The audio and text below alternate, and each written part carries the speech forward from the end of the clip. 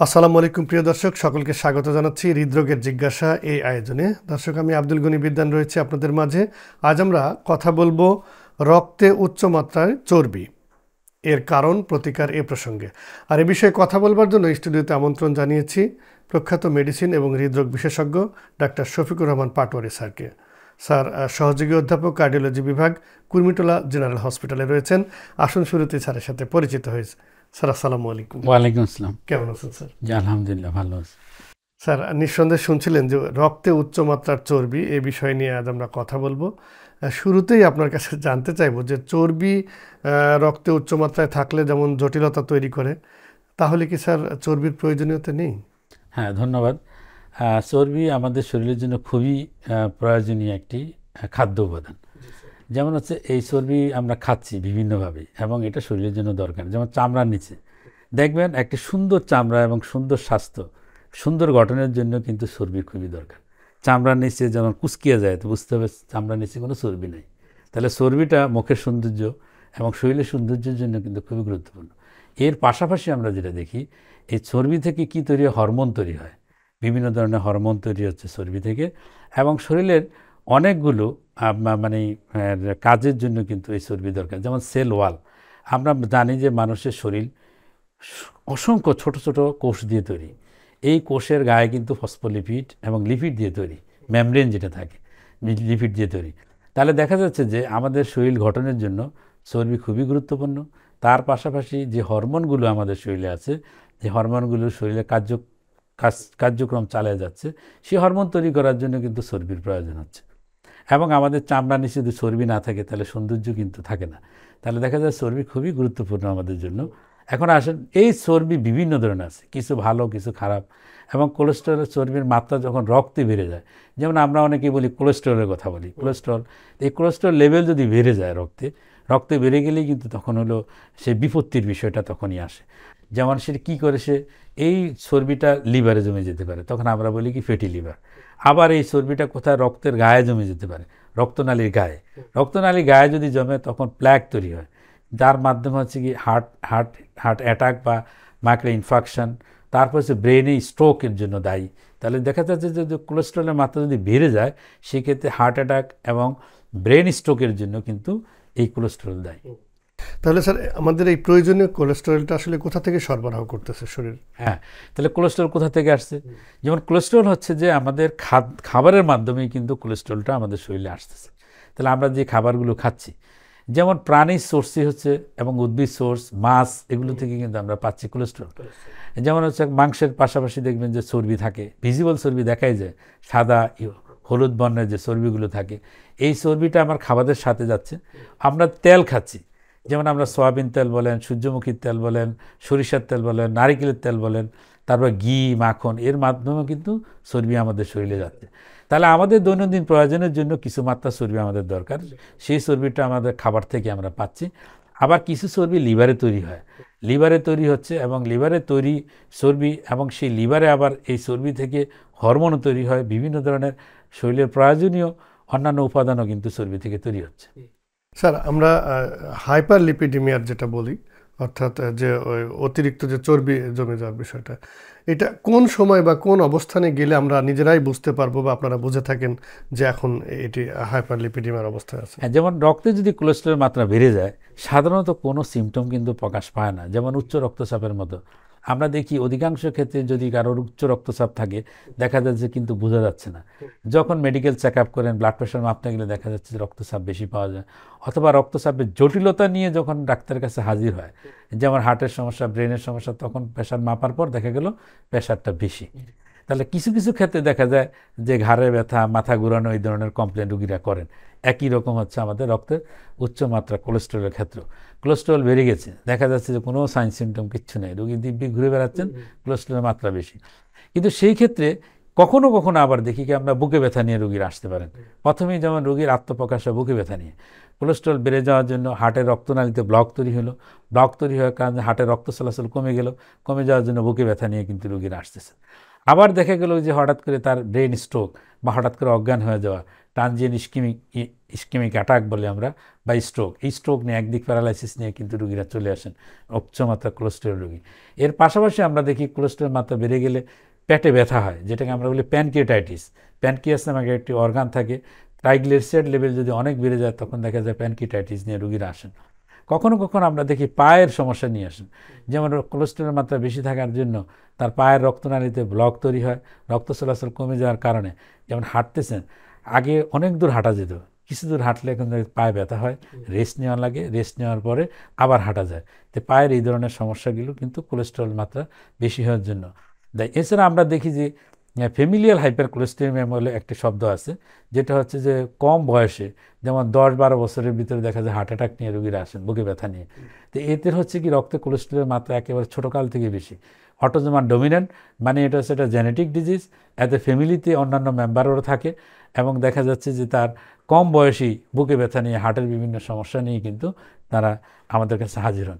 কখনো কখনো আমরা দেখি যে চোখের উপরে সাদা বর্ণের বা হলুদ বর্ণের কিন্তু স্পটের মতো দেখা যায়, যেটাকে আমরা জ্যান্থোলেসমা বলি। আবার দেখা যায় হাতের এই যে এলবো জয়েন্টে, নি জয়েন্টের উপরে চর্বির দলার মতো দেখা যায়, সাদা এবং হলুদ রঙের, এরকম দেখা যায়, যেটাকে আমরা জ্যান্থোলেসমা, জ্যান্থোমা আমরা বলে থাকি। আবার চোখের যে কর্নিয়া থাকে, কর্নিয়ার চতুর্দিকে থাকে কর্নিয়াল আর্কাস আমরা বলি। এই ধরনের জিনিসগুলো দেখে কিন্তু বোঝা যায় যে তার রক্তে কোলেস্টেরলের মাত্রা বেশি আছে।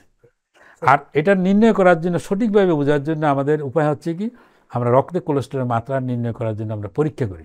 যেমন সিরাম লিপিড প্রোফাইল আমরা একটা টেস্ট করি। আমরা বলি যে রুগীকে খালি পেটে থাকতে হবে, সকালবেলা খালি পেটে রক্ত দিতে হবে, দেওয়ার পর আমরা রক্তে কোলেস্টেরলের মাত্রা দেখি।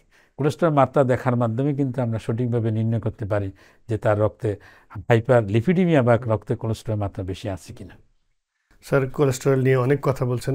আমরা শুনে থাকি স্যার ভালো কোলেস্টেরল আবার খারাপ কোলেস্টেরল, তো এই একই জিনিসের ভালো খারাপ দুই রকম কিভাবে আপনারা? হ্যাঁ, খুব সুন্দর প্রশ্ন। যে দেখবেন আপনি কোলেস্টেরল যখন আমরা মাপি, যেমন আমরা রুগীকে বলি যে আপনি রক্তের চর্বির মাত্রাটা দেখেন, মানে এটা খালি পেটে দেখতে হয়, যেটাকে আমরা লিখে দিই সিরাম লিপিড প্রোফাইল, তাই তো? এখন সিরাম লিপিড প্রোফাইলে দেখবেন 4টা জিনিস দেখা হয়। একটা হচ্ছে টোটাল কোলেস্টেরল, মানে টোটাল কোলেস্টেরল মাত্রা কত শরীরে দেখে। আরেকটা জিনিস দেখা ট্রাইগ্লিসারাইড, মানে ট্রাইগ্লিসারাইডের পরিমাণ। আরেকটা হচ্ছে এলডিএল, লো ডেন্সিটি লাইপোপ্রোটিন। আরেকটা দেখা হয় এইচডিএল, হাই ডেন্সিটি লাইপোপ্রোটিন।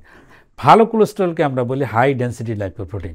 মানে হাই ডেন্সিটি লাইপোপ্রোটিনের মাত্রা আমাদের শরীরে 60 মিলিগ্রাম পার ডেসিলিটার পার এমএল এর বেশি থাকার কথা। আমরা বলি যে 60 মিলিগ্রাম পার এমএল এর বেশি থাকতে হবে। এটা হচ্ছে এইচডিএল, মানে ভালো কোলেস্টেরল। এই ভালো কোলেস্টেরল হচ্ছে কি, ভালো কোলেস্টেরল কোথায় পাওয়া যায়? সেটা হলো পলি আনস্যাচুরেটেড ফ্যাটি অ্যাসিড। আমরা জানি যে আমাদের যে চর্বিগুলো আমরা খাচ্ছি, তেল চর্বি, দেখবেন যে কিছু কিছু চর্বি তরল অবস্থায় থাকে, কিছু কিছু চর্বি হচ্ছে কি সলিড হয়ে যায় স্বাভাবিক টেম্পারেচারে। এটা নির্ভর করে, যারা কেমিস্ট্রি বুঝেন তারা বুঝতে পারবেন যে চর্বি তৈরি হয় কার্বন এবং হাইড্রোজেন দিয়ে, এবং এই কার্বন এবং হাইড্রোজেনের মাত্রা হচ্ছে single bond, double bond, triple bond থাকে। যদি আপনার এখানে যদি আনস্যাচুরেটেড, মানে হচ্ছে এখানে বন্ডের পরিমাণ যদি বেশি থাকে, সেটা হলো আনস্যাচুরেটেড ফ্যাট। এখন আমার যদি আনস্যাচুরেটেড ফ্যাট হয়, সেই আনস্যাচুরেটেড ফ্যাটটা যদি আমি খাই, মানে হলো পলি আনস্যাচুরেটেড ফ্যাটি অ্যাসিড, সেটাই হচ্ছে কি এইচডিএল এর মাত্রা বাড়ায় দেয় আমাদের শরীরে। এবং এই এইচডিএলটাই হচ্ছে কি ভালো কোলেস্টেরল। সে করে কি খারাপ কোলেস্টেরলের মাত্রাকে কমিয়ে দেয়, এবং হার্টের রক্তনালীর গায়ে যে কোলেস্টেরল জমে যে ব্লক হয়, সেই ব্লকটাকে দূর করার জন্য সে চেষ্টা করে। এই জন্য এইচডিএল কোলেস্টেরলকে আমরা বলি কি ভালো কোলেস্টেরল বলি।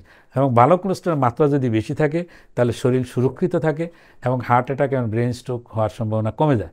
আর খারাপ কোলেস্টেরল আমরা কোনটাকে বলি? এলডিএল কোলেস্টেরল, যেটা ওটাকে আমরা খারাপ কোলেস্টেরল বলি। এলডিএল কোলেস্টেরলের মাত্রা 100-র নিচে রাখতে হয়। 100-র উপরে থাকলে খারাপ বলি আমরা, 160-এর উপরে থাকলে আমরা বলি সব বেশি খারাপ। তাহলে এই এলডিএল কোলেস্টেরলটা হচ্ছে স্যাচুরেটেড ফ্যাট, যেমন যেই চর্বিটা সলিড অবস্থা থাকে, যেমন আমরা ট্রান্স ফ্যাটের কথা বললাম, এই ট্রান্স ফ্যাট, স্যাচুরেটেড ফ্যাট, এই ফ্যাটগুলো, মানে এই ফ্যাটগুলো থেকে যে চর্বি আমাদের শরীরে আসে, সেটা এলডিএল কোলেস্টেরল। এই এলডিএল কোলেস্টেরল কী করে? সে রক্তনালীর গায়ে যে জমে ওখানে হচ্ছে রক্ত প্লাক তৈরি করে, বাধার সৃষ্টি করে, তাহলে রক্ত চলাচল কমে যায়। তখন হচ্ছে বুকে ব্যথা হয়, ব্রেন স্ট্রোক হয়, শরীরের বিভিন্ন জায়গায়, ইভেন চোখে যদি হয় চোখে অন্ধ হবে, পায়ে যদি হতে হয় পায়ের রক্ত চলাচল বন্ধ হবে, পায়ে গ্যাংগ্রিন হয়ে যেতে পারে। তাহলে দেখা যাচ্ছে যে খারাপ কোলেস্টেরলটা হলো রক্তনালীর গায়ে জমে যাবে, আর ভালো কোলেস্ট্রল হচ্ছে রক্তনালী গায়ে জমতে দিবে না, সে সরে নিয়ে চলে আসবে যাতে ব্লক তৈরি না হয়। স্যার, রক্তে উচ্চ মাত্রায় চর্বি জমার ক্ষেত্রে ট্রান্সফ্যাটের কথা বলছেন, ট্রান্সফ্যাটের কি ভূমিকা আর ট্রান্সফ্যাট সম্পর্কে? হ্যাঁ, ট্রান্সফ্যাট হচ্ছে আমরা যে কোলেস্ট্রলের কথা এতক্ষণ বললাম, এই কোলেস্ট্রলগুলো কিন্তু ভালো খারাপ যেটি হোক এগুলো শরীরের জন্য দরকার আছে একটা নির্দিষ্ট মাত্রায়। কিন্তু ট্রান্সফ্যাট হলো এমন একটা ফ্যাট যেটা হচ্ছে স্যাচুরেটেড ফ্যাট বলা হয়, এবং এই ট্রান্সফ্যাট হলো শরীরের জন্য সবচেয়ে বেশি ক্ষতিকারক, এবং বলা হচ্ছে যে ট্রান্সফ্যাট শরীরের কোনো উপকারই আসে না, এবং এই ট্রান্সফ্যাটকে অনেক দেশেই নিষিদ্ধ ঘোষণা করা হচ্ছে, এবং ট্রান্সফ্যাট খাদ্যদ্রব্যের সাথে মিশানো যাবে না।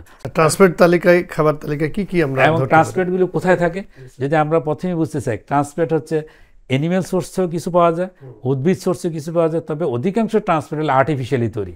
এটা হলো আর্টিফিশিয়ালি মেড ফ্যাট। আর ট্রান্সফ্যাটটা এটা আমরা আমাদের দেশে যেটা আমরা দেখি, যেমন হচ্ছে আমাদের দেশে যে ভাজা পোড়া যেটা করা হয়, যেমন একই তেলে, যেমন আপনি দেখবেন যে ফ্রেঞ্চ ফ্রাই, যেটা ফ্রেঞ্চ ফ্রাইটা কী করা হয়, বারবার কিন্তু একটা তেলের ভিতরে দেখবেন ফ্রেঞ্চ ফ্রাইগুলো ভেজে নিয়ে আসতেছে। তাহলে ওই যে তেলটা বারবার তেলটাকে গরম করার ফলে ওখানে হাইড্রোজিনেশন হয়, হাইড্রোজিনেশন হওয়ার কারণে unsaturated fat converted to saturated ফ্যাটে তৈরি হয়, এবং এই স্যাচুরেটেড ফ্যাট হলো শরীরের জন্য ক্ষতিকারক। তাহলে দেখা যাচ্ছে যে যত ধরনের ভাজা পোড়া এবং একটা তেলকে দীর্ঘক্ষণ রেখে ওই তেলের ভিতরে যদি আমরা ভাজা পোড়াগুলি করি, যেমন আসেন ফ্রেঞ্চ ফ্রাই, সিঙ্গারা, সমোসা বা এই ধরনের তেলে ভাজা যে সমস্ত জিনিসগুলো, এই জিনিসগুলো হচ্ছে আমরা ট্রান্সফ্যাট। তারপর হচ্ছে আমরা যেগুলো বেকারি খাবার দেখি, ফাস্টফুড দেখি, এই খাবারের ভিতরে প্রচুর পরিমাণে ট্রান্সফ্যাট থাকে, মানে প্রক্রিয়াজাত খাবারের ভিতরেই বেশিরভাগ ট্রান্সফ্যাট থাকে। সুতরাং এবং নিয়ম হচ্ছে প্রত্যেকটা খাবারের গায়ে কিন্তু লেখা থাকতে হবে যে এতে কত পরিমাণ ট্রান্সফ্যাট আছে। সুতরাং ট্রান্সফ্যাটের পরিমাণ বেশি যে সমস্ত খাবার, এগুলো অ্যাভয়েড করতে হবে শরীরের সুস্বাস্থ্যের জন্য। স্যার, হাইপারলিপিডেমিয়ার হলে আমাদের শরীরে কি কি ধরনের ক্ষতি আমরা দেখি বা ক্ষতির সম্ভাবনা থাকে? হ্যাঁ, যেমন হাইপারলিপিডেমিয়া যদি হয়, রক্তে কোলেস্ট্রল মাত্রা বেশি হয়, আমরা প্রথমে বলছিলাম যে ফ্যামিলিয়াল হাইপারকোলেস্টেমিয়া নামক একটি রোগ আছে, যেটা হচ্ছে অটোজোমাল ডমিনেন্ট, মানে এটা জেনেটিক্যালি ট্রান্সমিটেড, ফ্যামিলিতে হয়, এবং কম বয়সে দেখা যাচ্ছে যে ছোট একটি বাচ্চা আপনার রক্তে কোলেস্ট্রল লেভেল দেখলেন এলডিএল লেভেল অনেক বেশি দেখা যাচ্ছে, ওটাকে আমরা ফ্যামিলিয়াল হাইপারকোলেস্টেমিয়া বলি। যাদের এই ধরনের সমস্যা থাকে তাদের কিন্তু খুব কম বয়সেই হার্ট অ্যাটাক নিয়ে তারা আসে, ব্রেন স্ট্রোক নিয়ে আসে, এবং রক্তে কোলেস্ট্রল মাত্রা বেড়ে গেলে মাথা থেকে পা পর্যন্ত বিভিন্ন জায়গায় কিন্তু সমস্যা দেখা দেয়। যেমন চোখে রক্তনালী যদি বন্ধ হয়ে যায়, চোখে কিন্তু আস্তে আস্তে দেখা বন্ধ হয়ে যাবে। ব্রেনে যদি হয় ব্রেন স্ট্রোক, ব্রেনের হচ্ছে কি দীর্ঘমেয়াদী যদি সমস্যা থাকে দেখা যায় ডিমেনশিয়া, বিভিন্ন ধরনের সমস্যা। গলাতে আমাদের যে ক্যারোটিড আর্টারি আছে, সেই ক্যারোটিড আর্টারিতেও কোলেস্ট্রল জমে যায়, এবং ক্যারোটিড আর্টারিতে এনিউরিজম তৈরি হয়। তারপর হচ্ছে হার্টে রক্তনালীতে যদি জমে তাহলে বুকে ব্যথা, হার্ট অ্যাটাক, হার্ট ফেলিউর, হার্টের কার্যক্ষমতা কমে যায়। তারপরে রক্তনালী থাকে যেমন হচ্ছে হার্ট থেকে বের হওয়া, অ্যাওর্টা বলি আমরা, এই অ্যাওর্টার এনিউরিজম তৈরি হয় রক্তে যদি কোলেস্ট্রলের মাত্রা বেড়ে যায়। তারপর ট্রাইগ্লিসাইড বেড়ে গেলে পেটে যদি আমরা আসি, পেটে প্যানক্রিয়াস থাকে, এই প্যানকেটাইটিস হয়, মানে পেটে ব্যথা, প্যানক্রিয়াসে আক্রান্ত হয়। তাহলে ইন্টেস্টাইন যেগুলো, পেটে যে নাড়িভুড়ি যেগুলো থাকে, ক্ষুদ্রান্ত বৃহদন্ত যেগুলো বলি, তার যে রক্ত চলাচল করার জন্য নালী আছে, সে রক্তনালীতেও কী হয়, ব্লক হয়, যার জন্য পেটে ব্যথা হয়। খাবারের পরে দেখা যায় পেটে ব্যথা হচ্ছে যদি পেটের রক্তনালীগুলো যদি আক্রান্ত হয়। তা আমরা যে পায়ের দিকে দেখি, পায়ের রক্তনালী আক্রান্ত হওয়ার জন্য হাঁটতে গেলে দেখা যায় কিছুদিন হাঁটার পরেই ব্যথা করতেছে, রেস্ট নিলে ব্যথা কমে যায়। অনেকে দেখবেন যে পায়ের আঙ্গুলে পছন্দ ধরতেছে, পায়ে গ্যাংগ্রিন হয়। তাহলে রক্তে কোলেস্ট্রলের মাত্রা যদি বেড়ে যায় তাহলে বিভিন্ন ধরনের জটিলতা নিয়ে কিন্তু রোগী আসতে পারে। স্যার, আমরা এবারে একটু চিকিৎসার পদ্ধতি সম্পর্কে জানবো, যে এই রক্তে উচ্চমাত্রায় চর্বি যখন ধরা পড়ে তখন আমরা কোন ধরনের চিকিৎসা পদ্ধতি গ্রহণ করি? হ্যাঁ, রক্তে যদি কোলেস্ট্রলের মাত্রা বেড়ে যায় তাহলে হচ্ছে কি আমরা দুইটা জিনিস সেগমেন্টে আমরা ভাগ করি। একটা হচ্ছে আমরা বলি যে লাইফস্টাইলে চেঞ্জ আনতে হবে, মানে লাইফস্টাইল মডিফিকেশন অথবা জীবনযাত্রায় কিছু পরিবর্তন আনা। আরেকটা হচ্ছে যে ওষুধের মাধ্যমে চিকিৎসা করা।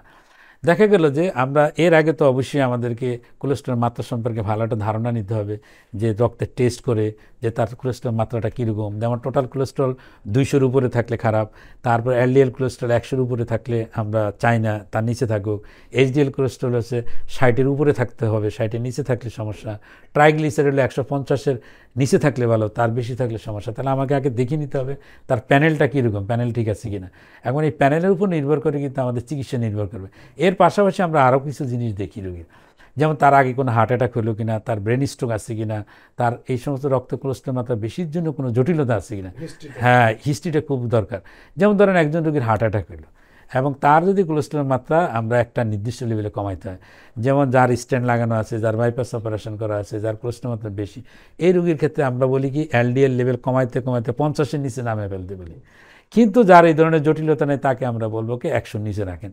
যার আবার ডায়াবেটিস আছে সাথে কোলেস্ট্রলের মধ্যে, তার আমরা বলবো না 70-এর নিচে রাখতে হবে। তাহলে দেখা যাচ্ছে যে তার চিকিৎসার জন্য কিন্তু আমাকে রক্তের কোলেস্ট্রল লেভেল দেখতে হবে, তার অন্যান্য রোগ ভালো আছে কিনা সেগুলো আমাকে খুঁজে বের করতে হবে। তারপরে হচ্ছে কি আরও কতগুলো জিনিস আছে আপনি দেখবেন, যাদের থাইরয়েডের সমস্যা থাকে তার সাথে যে কোলেস্ট্রল লেভেল বেড়ে যায়। কিছু কিছু ওষুধ আছে, যেমন বিটা ব্লকার জাতীয় ওষুধ, তারপর হলো আপনার ডায়াবেটিস জাতীয় ওষুধ, স্টেরয়েড জাতীয় ওষুধ, এই সমস্ত ওষুধ যারা খাচ্ছেন তাদের কিন্তু কোলেস্ট্রলের মাত্রা বেশি বেড়ে যায়। তাহলে হিস্ট্রিতে আমার এই সমস্ত ওষুধপত্র আছে কিনা এগুলি খুঁজতে হবে। অন্যান্য রোগগুলোর ভিতরে যেমন থাইরয়েডের রোগ, লিভারের রোগ, এই সমস্ত রোগ, কিডনির রোগ, এই সমস্ত রোগের সাথেও কিন্তু কোলেস্ট্রলের মাত্রা বেড়ে যায়। তাহলে এগুলো আমাকে বিবেচনায় আনতে হবে। তাহলে সর্বোপরি প্রথমে আমরা যেটা বললাম যে তার জীবনযাত্রার পরিবর্তন। এখন আসেন পরিবর্তনটা কী ধরনের হবে। আমাকে রোগীর কোলেস্ট্রল লেভেলটা আমার জানতে হবে, তার অন্যান্য কোনো রোগের কারণে তার কোলেস্ট্রল বাড়তেছে না সেটা আমাকে জানতে হবে। কোলেস্ট্রল বাড়ার জন্য রোগ যেমন হার্ট অ্যাটাক বা ব্রেন স্ট্রোক আছে কিনা জানতে হবে, আবার কোনো ওষুধের কারণে কোলেস্ট্রল বাড়তেছে কিনা এগুলো ভালো মতো হিস্ট্রি নিয়ে আমাকে জেনে তারপরে আমরা দুইটা সেগমেন্টে ভাগ করি। একটা হচ্ছে যে তার লাইফস্টাইল পরিবর্তন করা, আর একটা হচ্ছে ওষুধের মাধ্যমে চিকিৎসা করা। যেমন লাইফস্টাইল পরিবর্তনের ভিতরে আমরা কি বলি, আমরা বলবো যে তাকে হচ্ছে হার্ট হেলদি খাবার বা কোলেস্টেরল কমানোর জন্য যে খাবারগুলো আছে এই খাবার দিকে তাকে নজর দিতে হবে। যেমন সেখানে আমরা প্রথমেই বলছি যে স্যাচুরেটেড ফ্যাট জাতীয় খাবার খাওয়া কমায় দিতে হবে, বাদ দিতে হবে। যেমন স্যাচুরেটেড ফ্যাট কোথায় আছে, অ্যানিমেল ফ্যাট, যেমন গরুর মাংসের ফাঁকে ফাঁকে স্যাচুরেটেড ফ্যাট থাকে, খাসির মাংসের ফাঁকে ফাঁকে থাকে। তারপর হচ্ছে যেগুলো হচ্ছে আপনার ফার্মের মুরগির কিন্তু চামড়ার নিচে দেখবেন বেশি পরিমাণে স্যাচুরেটেড ফ্যাট থাকে। তাহলে আমাকে খুঁজে বের করতে হবে কোথায় কোথায় স্যাচুরেটেড ফ্যাট আছে, সেই খাবারগুলো আমরা বাদ দেবো। যেমন চিংড়ি মাছ, বড় বড় চিংড়ি, তার ভিতরে থাকে স্যাচুরেটেড ফ্যাট থাকে। তাহলে আমাকে খুঁজে বের করতে হবে ডালটা, দুধের স্বর, তাই না, এগুলোর ভিতরে বাটার, এগুলো হচ্ছে স্যাচুরেটেড ফ্যাট। তাহলে স্যাচুরেটেড ফ্যাটগুলো আমরা খাবার থেকে কমায় দেবো। আর যেগুলো হচ্ছে আনস্যাচুরেটেড ফ্যাট থাকে, যেমন omega 3 fatty acid, omega 6 fatty acid containing খাবার, যেমন অ্যাভাকাডোর আছে, তারপর ইলিশ মাছ আছে, সামুদ্রিক যে মাছগুলো আছে এই মাছগুলির ভিতরে যে ফ্যাট থাকে ওটা শরীরের জন্য ভালো। তারপর হলো সয়াবিন তেল বলেন, সূর্যমুখী তেল বলেন, এই তেলগুলি আমাদের জন্য ভালো। তাহলে আমরা এই তেলগুলো খাবো, আমরা ওই যেগুলো খারাপ তেল ওগুলো আমরা বাদ দিব, চর্বি। তাহলে এগুলো খাবারের ভিতরে একটা অবশ্যই পরিবর্তন আনতে হবে। তারপরে আমরা কি করব, আমরা যেমন হচ্ছে ফল খাবো, শাকসবজি বেশি করে আমরা খেতে বলি। তারপর হচ্ছে হাঁটার ক্ষেত্রে আমরা হচ্ছে প্রতিদিন 30 মিনিট করে হাঁটা, অথবা সপ্তাহে 150 মিনিট হাঁটতে হবে। তারপর হচ্ছে ধূমপান বাদ দিতে হবে, অ্যালকোহল বাদ দিতে হবে, ওজন কমাইতে হবে, কায়িক পরিশ্রম করতে হবে, চুপচাপ বসে থাকলে হবে না, হাঁটতে হবে, শরীরকে অ্যাক্টিভ রাখতে হবে। হ্যাঁ, তার পাশাপাশি হচ্ছে যদি আপনার যেমন ডায়াবেটিস, উচ্চ রক্তচাপ এগুলো থাকে, এগুলো নিয়ন্ত্রণে রাখতে হবে। হাইপার থাইরয়েডিজম থাকলে এগুলোকে নিয়ন্ত্রণ রাখতে হবে। এরপর আমরা যদি ওষুধের কথা আসি, যে আমরা কি ওষুধ খাবো, আবার ঘুমানোর জন্য বলা হয়, সঠিকভাবে একটি 7 ঘন্টা ঘুমানোর জন্য বলে, স্ট্রেসফুল লাইফ অ্যাভয়েড করতে বলা হয়। তাহলে এতে কোলেস্ট্রলের মাত্রা কিন্তু কম থাকবে। এরপর আমরা হলো ওষুধের ক্ষেত্রে আমরা দেখি যখন দেখা গেলো কোলেস্ট্রলের মাত্রা বেশি, আমরা এই ধরনের পরিবর্তনের মাধ্যমে এটাকে নিয়ন্ত্রণে করতে, লাগাম টেনে ধরতে পারতেছি না, সেই ক্ষেত্রে অবশ্যই ওষুধের মাধ্যমে তাকে চিকিৎসা আনতে হবে। তারপর যদি তার হার্টে অ্যাটাক বা ব্রেন স্ট্রোক থাকে সেই ক্ষেত্রে আমাদের কি ওষুধ দিতে হবে। তা আমরা কী কী ওষুধ ইউজ করি, যেমন আমাদের বর্তমানে অ্যাভেলেবল ওষুধগুলির মধ্যে স্ট্যাটিন জাতীয় এক গ্রুপের ওষুধ পাওয়া যায়, তারপর হচ্ছে ফিব্রেট জাতীয় ওষুধ পাওয়া যায়। তো এই ধরনের বিভিন্ন ধরনের ওষুধ কিন্তু এজিটিম্যাব, তারপরে এই ধরনের ওষুধ পাওয়া যায় যেগুলো মার্কেটে অ্যাভেলেবল। এই ওষুধের মাধ্যমে ডাক্তারের পরামর্শ নিয়ে যদি ওষুধের প্রয়োজন হয় অবশ্যই ওষুধ খেতে হবে, খেয়ে রক্তের কোলেস্টেরলের মাত্রা স্বাভাবিক অবস্থায় নিয়ে আসতে হবে। বাহ, খুব চমৎকার করে বলছেন স্যার। আমরা অনুষ্ঠানের প্রায় শেষের দিকে আছি স্যার। এখন একটু আপনার কাছে জানতে চাইব যে রক্তে উচ্চমাত্রায় যে চর্বির প্রসঙ্গে আজ আমরা কথা বলছি চিকিৎসা নিয়ে, তো এই জাতীয় রোগ থেকে আমাদের বেঁচে থাকার জন্য প্রতিরোধমূলক আমরা কি কি ব্যবস্থা গ্রহণ করতে পারি? হ্যাঁ, এখন হচ্ছে যে রক্তে তো কোলেস্ট্রল, যেটা আমরা বললাম যে কিছু পরিমাণ তো কোলেস্ট্রল আমাদের দরকারই আছে, সুতরাং আমরা একেবারে তো চর্বি বন্ধ করে দিতে পারবো না। আমাদের স্বাভাবিক যে খাবার আমরা এগুলো খাবো, কিন্তু যাদের ক্ষেত্রে যারা হাই রিস্কের ভিতরে আছে, যারা হচ্ছে ঝুঁকিপূর্ণ পরিস্থিতির ভিতরে আছেন এবং যাদের রক্তে কোলেস্ট্রলের মাত্রা বেশি থাকে, মানে তাদের ক্ষেত্রে অবশ্যই প্রতিরোধের জন্য আমাদের নজর দিতে হবে। কারণ আপনি দেখেন এই কোলেস্ট্রলের জন্য যে রোগগুলো হয়, যেমন ব্রেন স্ট্রোক, একদিক প্যারালাইসিস হয়, মানে সারা জীবনের জন্য কিন্তু পঙ্গু। তারপর হার্ট অ্যাটাক যদি হয়, হার্টের যদি কার্যক্ষমতা কমে যায়, হার্ট ফেলিউরের দিকে চলে যায়, তাহলে একটা মানুষ স্বাভাবিক জীবনযাপন করা খুবই ডিফিকাল্ট হয়। পায়ে যদি সমস্যাটা, পা যদি কেটে দিতে হয়, পায়ে যদি গ্যাংগ্রিন হয়, চোখে যদি না দেখে, তাহলে বিপজ্জনক। সুতরাং আমাদেরকে অবশ্যই এটা প্রতিরোধের জন্য এবং সচেতন থাকতে হবে যে কোলেস্ট্রল মাত্রা আমার বেড়ে যাচ্ছে কিনা। আমি এমন আমার মাঝে মাঝে যেমন একজন সুস্থ মানুষেরও প্রতি বছরে একবার অথবা কোনো কোনো ক্ষেত্রে বলা যায় বছরে 2বার হইলেও কোলেস্ট্রল লেভেল দেখা উচিত রক্তে, যে আমার রক্তের কোলেস্ট্রল লেভেল বেড়ে গেল কিনা, তাহলে কোলেস্ট্রল লেভেল দেখতে হবে। আবার যারা হাই রিস্কের ভিতরে আছেন, যেমন যারা বিটা ব্লকার খাচ্ছেন, যারা থাইরয়েড টাইপের ডায়াবেটিস খাচ্ছেন, যারা কন্ট্রাসেপটিভ নিচ্ছেন, যারা স্টেরয়েড জাতীয় ওষুধ খাচ্ছেন, যাদের থাইরয়েডের রোগ আছে, কিডনির রোগ আছে, যাদের ডায়াবেটিস আছে, উচ্চ রক্তচাপ আছে, এই ধরনের যারা আছেন, যারা ধূমপান করেন, অ্যালকোহল খাচ্ছেন, এদেরকে অবশ্যই কি আলাদা গ্রুপ করে এদের অবশ্যই কোলেস্ট্রলের মাত্রা আপনাকে দেখতে হবে। যদি আমরা দেখি যে কোলেস্ট্রলের মাত্রা বেড়ে যাচ্ছে বা যারা ঝুঁকিপূর্ণ পরিবেশে আছেন, ঝুঁকির ভিতরে আছেন, কোলেস্ট্রল বেড়ে যাবে, তাদেরকে অবশ্যই জীবনযাত্রায় কিছুটা পরিবর্তন আনতেই হবে। যেমন আমরা বলি যে ধূমপান বন্ধ করে দিতে হবে, অ্যালকোহল বন্ধ করতে হবে, ওজনটাকে কমে আনতে হবে, স্বাভাবিক ওজনে নিয়ে আসতে হবে। তারপর হচ্ছে আপনার হাঁটার অভ্যাস, মানে কায়িক পরিশ্রম করা, কাজকর্মের ভিতরে থাকতে হবে। তারপর আমরা দৈনিক 30 মিনিট করে হাঁটার চেষ্টা করবো, একটা প্ল্যান করে হাঁটবো। খাবারের ভিতরে আমরা শাক সবজি ফল এগুলো বেশি খাবো। স্যাচুরেটেড ফ্যাট কন্টেনিং খাবার, যেমন প্রাণীর যে প্রোটিনগুলো আছে ওর সাথে অনেক সময় চর্বি থাকে, ওই যে খাবারগুলোতে স্যাচুরেটেড ফ্যাট বেশি ওগুলো আমরা অ্যাভয়েড করবো। যে খাবারের ভিতরে ওমেগা 3 ফ্যাটি অ্যাসিড বা পলি আনস্যাচুরেটেড ফ্যাট আছে সেই খাবারগুলো আমরা বেশি খাওয়ার চেষ্টা করব। মানে তেল চর্বির ক্ষেত্রে অবশ্যই আমাকে হিসাব করে চলতে হবে, এর মাধ্যমে আমরা মোটামুটি ভালো থাকতে পারবো।